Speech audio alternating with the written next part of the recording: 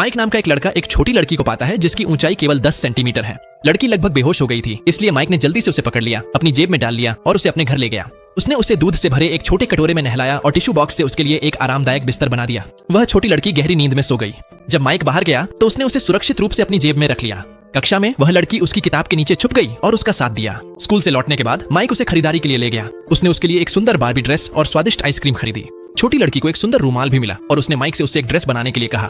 छोटी लड़की रूमाल पर लेट गई, जबकि माइक ने उसकी बॉडी का पैटर्न मार्कर से बनाया। कपड़े को कैंची से काटा, फिर सुई और धागे से सिलाई की। गलती से सुई माइक की उंगली में चुभ गई, जिससे छोटी लड़की थोड़ी चिंतित हो गई।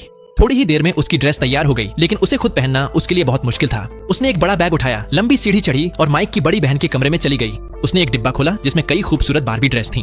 घंटों तक सावधानी से चुनने के बाद उसने अपना बैग भर लिया, लेकिन जब वह वापस आई तो उसने देखा कि किसी ने घर में सेंध लगा दी है। उसने जल्दी से अपना मोबाइल निकाला और अपने पैरों का इस्तेमाल करते हुए माइक को मैसेज भेजा। बाहर किसी के कदमों की आहट और करीब आती जा रही थी। छुपने के लिए कोई जगह नहीं थी, इसलिए वह गुड़िया बनने का नाटक करने लगी और बिल्कुल शांत खड़ी रही। चोर पास आ गया और छोटी लड़की इतनी डर गई कि सांस लेने की भी हिम्मत नहीं हुई। सौभाग्य से चोर का मोबाइल बज उठा और वह अपने दोस्त से मिलने चला गया। छोटी लड़की के दिमाग में एक विचार आया और उसने म्यूजिक सिस्टम चालू कर दिया। उस शोर को सुनकर चोर ने सोचा कि घर का मालिक लौट आया है और वह तुरंत भाग गया। माइक ने उसका संदेश देखा और तुरंत घर लौट आया। वह यह देखकर राहत महसूस करता है कि छोटी लड़की सुरक्षित है। छोटी लड़की ने उत्साहित होकर माइक को अपनी पूरी खतरनाक साहसिक कहानी सुना दी। फिर उसने अपने बैग से सारे कपड़े निकाले और उन्हें एक छोटे फैशन शो की तरह दिखाया। माइक उसकी प्यारी हरकतों से पूरी तरह मोहित हो गया।